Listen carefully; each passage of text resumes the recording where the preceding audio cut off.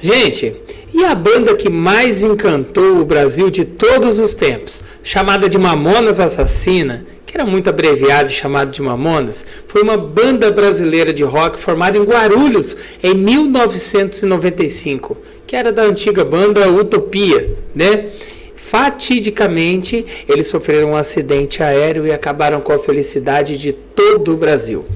Mas essa história parece que ainda não chegou ao fim, porque através de um levantamento que vamos trazer agora aqui com vocês, inclusive de jornalista, que faz parte aqui da minha equipe, Thiago Paregiani, que é de Guarulhos, vai mostrar para você que essa história, que esse buraco é bem mais embaixo, viu?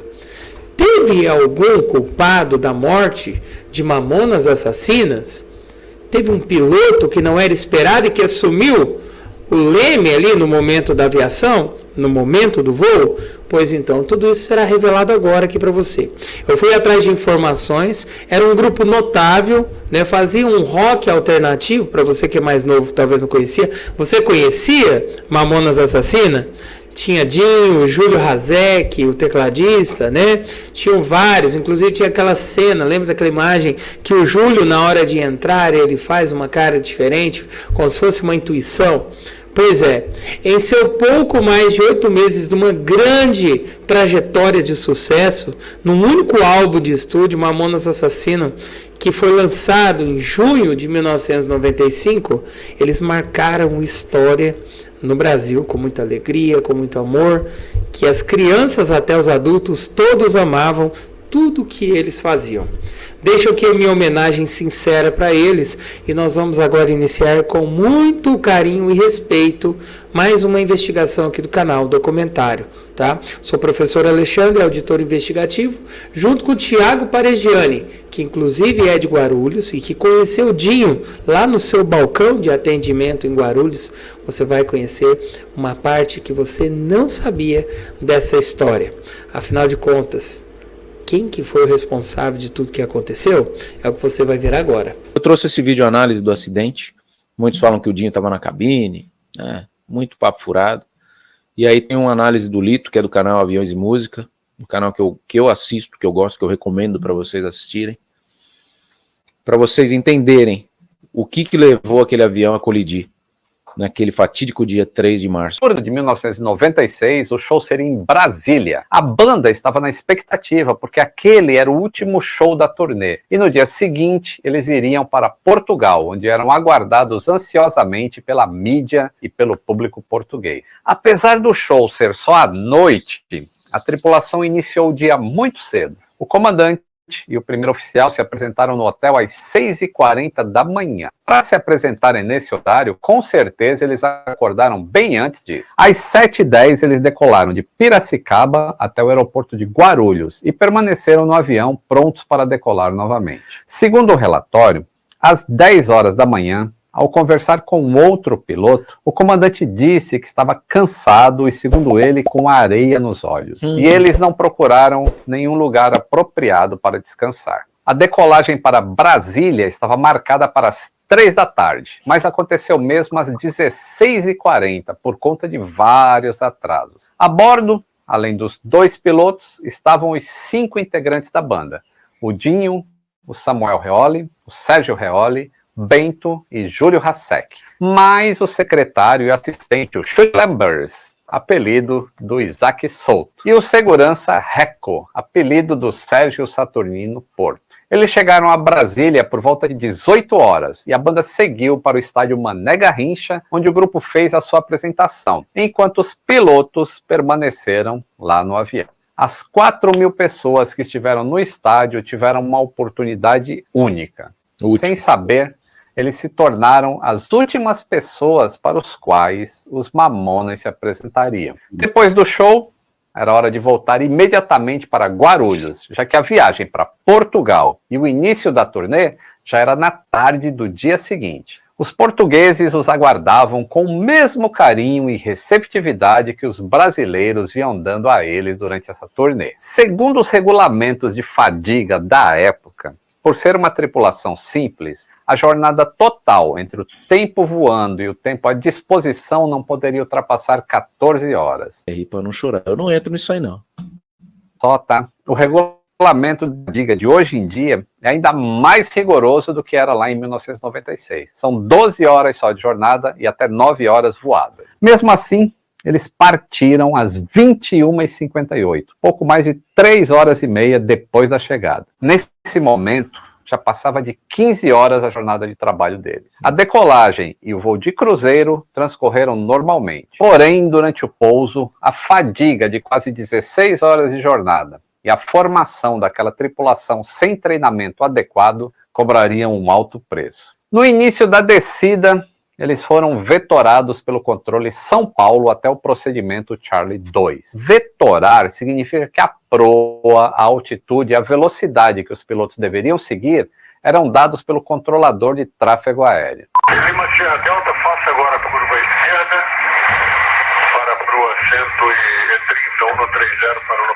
Ainda assim, eles estavam voando rápido. Em certo ponto, o controle mandou Lima Sierra Delta descer para 5.500 pés, mas eles desceram para 4.900, 600 pés abaixo do solicitado. Mas as instruções não foram mais seguidas como deveriam. Eles vinham desacelerando o avião, mas a partir desse ponto, eles não só não desaceleraram mais, como passaram a não controlar a velocidade nem a altitude e não usaram mais a fraseologia padrão. Sem desacelerar, o Learjet chegou próximo ao marcador externo muito alto, muito rápido e fora do eixo que deveria estar. Além disso, com tanta energia, não seria possível desacelerar o avião até a chegada da pista. E o Lear nem sequer estava configurado para pouso. Tanto os flaps quanto o trem de pouso não haviam sido baixados. Então a única opção era arremeter, o que foi uma decisão acertada. Porém, com a alta carga de trabalho do avião e o comandante fazendo tudo sozinho, quando foram transferidos para se comunicar com a Torre de Guarulhos, levaram tempo para entrar em contato para receber autorização de pouso. E quando entraram em contato, já estavam curvando à esquerda e informaram apenas que estavam arremetendo. O Learjet estava à esquerda do eixo da pista, com uma velocidade de 205 nós. O procedimento padrão de arremetida em Guarulhos para voos por instrumentos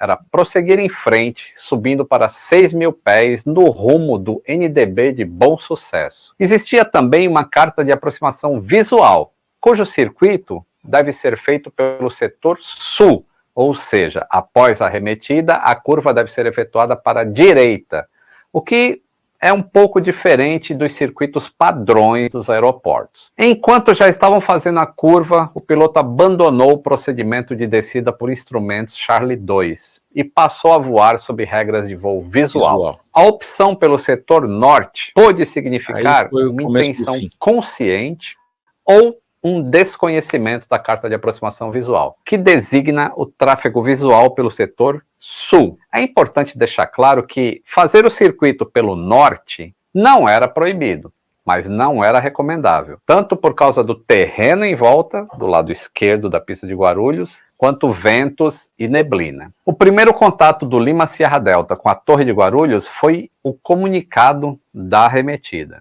Sierra Delta arremetendo, senhor. Sim, para a Torre Guarulhos. Torre Guarulhos, Sierra Delta arremetendo, senhor. Cliente Lima Sierra Delta, chame o controle 119,8. Como até então o voo era por instrumentos, a torre informou estar ciente da arremetida e que o Lima Sierra Delta chamasse o controle São Paulo em 119,8. Só que o Lima Sierra Delta respondeu: Afirmativo, a possibilidade de estarmos em condições visuais, curva esquerda, interceptar a do vento? Existem alguns equívocos na resposta, como apontou o CENIPA. Quando você responde afirmativo, aliás, hoje em dia já não se usa mais afirmativo, e sim afirmo. Isso é para evitar a confusão pelo rádio de confundir afirmativo com negativo. Então, quando você fala afirmativo, significa que você concordou com a mensagem e vai cumprir aquela instrução. Só que o Lima Sierra Delta informa depois que está visual e se tem possibilidade de curvar à esquerda e interceptar a perna do vento. Mas ele não informou se seria sul ou norte. Com o pedido para fazer o voo visual, o piloto assumiu um maior controle e liberdade para uma nova aproximação. Mas, ao mesmo tempo, ele perde prioridade em relação aos outros aviões que se aproximavam, porque os outros estão em voos por instrumentos. No voo visual, o piloto é o responsável por manter a separação de tráfego e do terreno e de obstáculos. Como a arremetida visual seria pelo setor sul, e o Learjet curvou para a esquerda, para o norte, para o controlador, isso significava que ele iria prosseguir curvando, passar sobre a pista e então interceptar a perna do vento no setor sul. Para o piloto, era prosseguir na perna do vento pelo setor norte. Como não havia tráfego conhecido na área de responsabilidade da torre naquele momento, o controlador respondeu: prossiga então para o setor sul, com direção do perna do vento, Lima, Serra Delta. A resposta do LSD? A torre considerou essa mensagem curta como a confirmação da curva à esquerda pelo setor norte para a perna do vento no setor sul. Como o Learjet estava com velocidade elevada, a curva afastou muito o avião da pista, quase 6 km para a direita. E o pior, a velocidade tirou o avião rapidamente da área de controle da Torre de Guarulhos. Ainda com velocidade alta e sem a configuração para o pouso, a aeronave desceu de 4.200 pés para somente 3.300 pés, abaixo até da altitude de circuito de tráfego para voo visual, que seria 3.500 pés. Tudo indica que a aeronave estava sendo voada manualmente e não com piloto automático, já que a distração com os pontos fora da cabine para se localizar, acrescida da falta de um horizonte natural externo em virtude da noite escura, levaram a aeronave a iniciar uma perda sutil de altura sem que fosse para mim. E esse ponto, essa sucessão de erros, foi o que fez muitos acreditarem que não era o piloto que estava ali pilotando.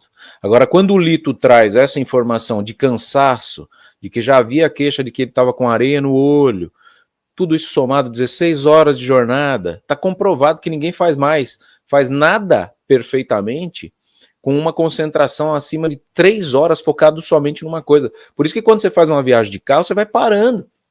Você não faz 12 horas direto dirigindo, que seu cérebro desliga. Ele acha, cara, isso é normal, eu vou descansar um pouco. Pum, e apaga. Você gera um acidente. Não foi o caso, ninguém dormiu aqui, né? Mas o piloto se mostrou amplamente despreparado, uma baita falha de comunicação, que era só ele ter voltado, como ele falou ali, errou o lado, era a direita, foi para a esquerda, era só fazer o balão e retomar aqui a esquerda, né? É a direita, aliás, é a direita, ele foi para lá. Então, se você vem para cá, você faz a curva e retoma para pousar. Ele foi para lá e fez todo um balão, numa velocidade altíssima, se distanciando até da área de controle.